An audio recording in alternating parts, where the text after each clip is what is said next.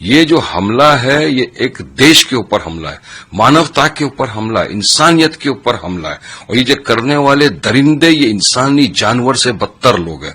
और जब अगर आप बोल रहे हो कि पड़ोसी मुल्क का इन्वॉल्वमेंट है तो किस चीज ने रोका है मोदी जी को? सरकार को उचित स्टेप लेने चाहिए। अभी डिप्लोमेटिक लेवल के ऊपर आपने अच्छे कदम उठाए हैं तो उसको तमाम सियासत पार्टियां एक होकर मिलना चाहिए, मेरा ऐसा मानना है। और हमको क्यों रुके हम? कब तक रुकेंगे? कब तक हम ऐसी लाश को देखते रहेंगे? आज 28 पर्यटक बेगुनाह बेकसूर जो अपनी परिवार वालों के साथ वहां घूमने गए थे, उनकी जानें चली गई। तो हमारी तो ये है जो मृतक हो गए उनके परिवार वालों के साथ हम कांधे से कांधा मिलाकर खड़े हैं इस दुख की घड़ी पर। और जो लोग हॉस्पिटल में इंजर्ड हैं उनके लिए हमारी प्रार्थना है ऊपर वाले से कि जल्द से उनको शिफा मिले, वो स्वस्थ हो जाए और जल्द से जल्द हॉस्पिटल से आके अपने परिवार वालों से मिल ले। समय 2-2:30 बजे के करीबन पहलगाम में जो हादसा हुआ है उसको लेकर अलग अलग परसेप्शन या अलग अलग ओपिनियंस बाहर आ रहे हैं, लेकिन टोटल नंबर जो है डेथ इट्स 28 और काफी लोग इसमें जख्मी हैं। क्या कहना चाहेंगे? बहुत हॉरिबल इंसिडेंट है। देखिए, जो पहलगाम के अंदर ये आतंकवादी हमला हुआ है इसकी जितनी भी निंदा की जाए कम है। शब्द नहीं है, अल्फाज नहीं है इस आतंकवादी घटना के बारे में बोलने के लिए। जो दरिंदे नपुंसक आतंकवादी आकर बेगुनाह बेकसूर टूरिस्ट जो अपनी फैमिली के साथ घूमने गए थे उनके ऊपर गोलियां बरसा दी, 28 लोगों की जान चले गई उसमें। कभी किसी का नाम पूछ के, किसी का धर्म पूछ के मारा गोली। तो ये तो मैं कहूंगा कि इंसान नहीं दरिंदे हैं। इनको इतनी कड़ी सजा मिलनी चाहिए कि दुनिया भर में आतंकवाद जो करते हैं उनकी रूह कांप उठे, ये हम सरकार से मांगते हैं। और देखिए, अकाउंटेबिलिटी भी होना चाहिए। हम तो जो देख रहे हैं उस हिसाब से समझ में आ रहा है कि वहां पे जो लोगों का कहना है कि 2000 से ज्यादा पर्यटक एक जगह पे मौजूद थे, कोई पुलिस वाला नहीं। एक महिला रो रही है, हमने देखा उसका वीडियो, बोल रही है कि 1.5 घंटे बाद ये आए, अगर पहले आते मेरे भाई की, मेरे हस्बैंड की जान बच जाती। तो काफी चीजों की अकाउंटेबिलिटी भी होनी चाहिए कि क्यों ऐसा हुआ, क्या कर रहा था इंटेलिजेंस। लेकिन ये वक्त ऐसा है कि तमाम सियासत पार्टियों को एक प्लेटफॉर्म पे आना चाहिए और एक इकट्ठा होकर ये आतंकवादी का सफाया करना बहुत जरूरी है, तब जाके हमारा देश सुरक्षित होगा। अब इसमें ये हिंदू मुस्लिम ये एंगल वो एंगल की कोई जरूरत नहीं। बहुत सारे वीडियोज ऐसे आ रहे हैं, हम तो देख रहे हैं, सोशल मीडिया के ऊपर वायरल है। कहीं कोई बोला धर्म पूछ के, मजहब पूछ के मारा, कहीं पर कोई महिला बोल रही है कि नहीं हमको हिंदुओं ने वहां पे बहुत मुसलमानों ने सपोर्ट किया हमको। हम वीडियो देख रहे हैं कि किस तरह से एक मुसलमान घोड़े वाला जो था सैयद आदिल हुसैन, उसकी भी जान चली गई इस हमले के अंदर। कितने मुसलमान भाइयों ने हिंदू भाइयों की मदद की, कांधे पे उठाकर लेके जा रहे, ये भी हमने देखा। तो ये हमारे देश की खूबसूरती है, मगर इस पे सियासत नहीं होना चाहिए, मेरा ये बोलना है। ये जो हमला है ये एक देश के ऊपर हमला है, मानवता के ऊपर हमला है, इंसानियत के ऊपर हमला है। और ये जो करने वाले दरिंदे ये इंसानी जानवर से बदतर लोग हैं। और जब अगर आप बोल रहे हो कि पड़ोसी मुल्क का इन्वॉल्वमेंट है तो किस चीज ने रोका है मोदी जी को?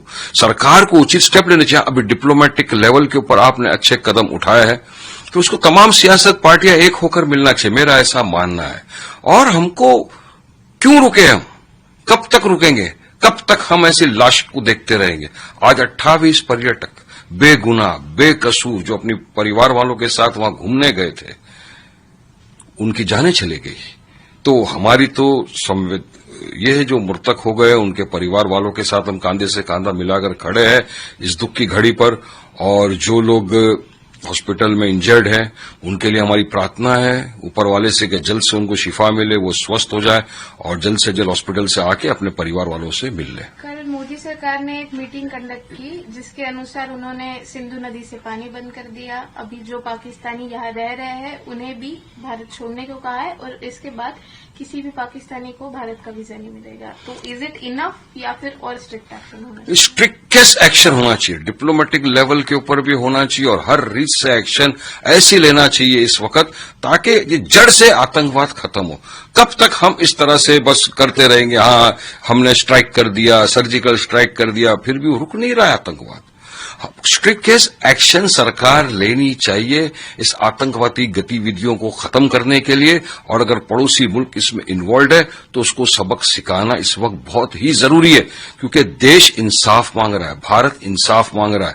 वो 28 लोगों की जिनकी जानें चले गई, उनके घर वाले इंसाफ मांग रहे हैं, हम इंसाफ मांग रहे हैं।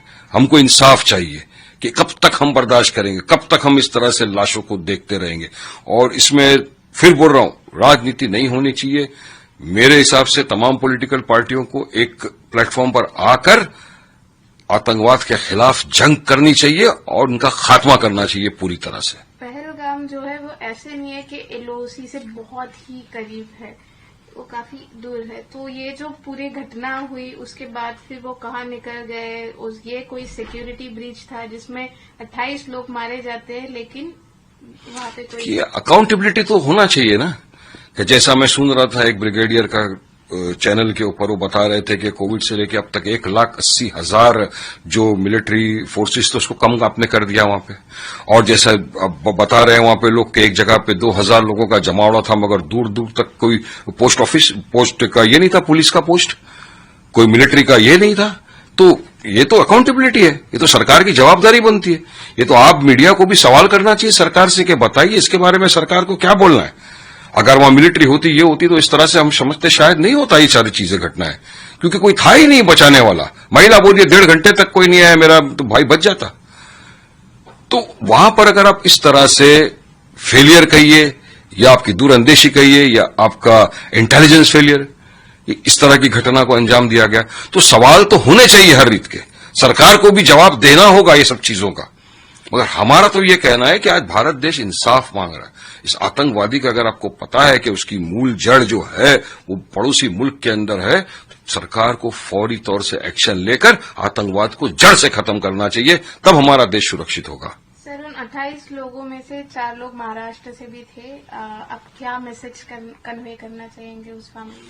देखिए, पूरे 28 हमारे भारतीय थे, पूरे 28 हमारे हिंदुस्तानी थे, तो हमारी संवेदनाएं सबके साथ है।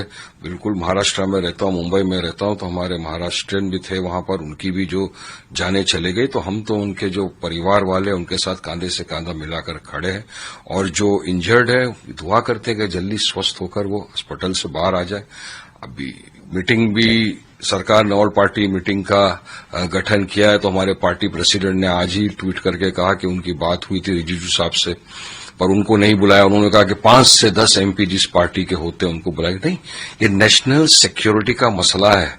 इसमें एक जो एमपी है वो भी लोगों का प्रतिनिधि है, लोग चुन के उनको भेजा है, 5th टर्म के एमपी है।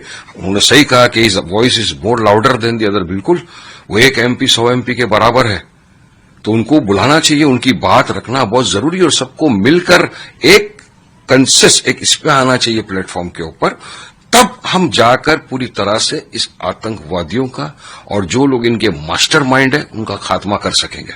यही मेरा सवाल था, एक आखिरी सवाल जो था कि मीटिंग जो है वो शाम को 6 बजे होनी है। 10 बजे ओवैसी साहब ने ट्वीट किया है कि जिनके इतने 5 या 10 मेंबर ऑफ पार्लियामेंट, तो आप अभी मान लो कि AIMIM नहीं प्रेजेंट होगा उस मीटिंग में, तो उसके अगेंस्ट आप कुछ एक्शन लेंगे या फिर नहीं, देखिए, अभी तो पार्टी प्रेसिडेंट ने ट्वीट किया है, मैंने भी पढ़ा है। उन्होंने कहा उनकी बात हुई थी किरण रिजिजू जी के साथ, उन्होंने यही बताया ना कि जिसके 5-10 एमपी होंगे उनको वहां पर बुलाया जाएगा। मगर हमारा एक एमपी है, लेकिन वो 100 एमपी के बराबर है, वो भारी है। रिजिजू साहब ने खुद कहा कि और वॉइस इज मोर लाउडर। मगर यहां पर जरूरत है उन जैसे लोगों की, क्योंकि ओवैसी साहब एक पढ़े लिखे बैरिस्टर साहब है, उनको पता है, नॉलेजेबल इंसान है। तो आप तमाम को बुलाइए। ये वक्त ऐसा है कि तमाम को एक प्लेटफॉर्म पे खड़े होकर एक साथ एक वॉइस में आतंकवाद के खिलाफ आवाज उठानी है और जड़ से आतंकवाद को खत्म करना है, तब जाके देश सुरक्षित होगा हमारा। तो मैं समझता हूं कि तमाम पॉलिटिकल जितनी भी पार्टियां हैं, तमाम के रिप्रेजेंटेटिव को बुलाकर मीटिंग होनी चाहिए।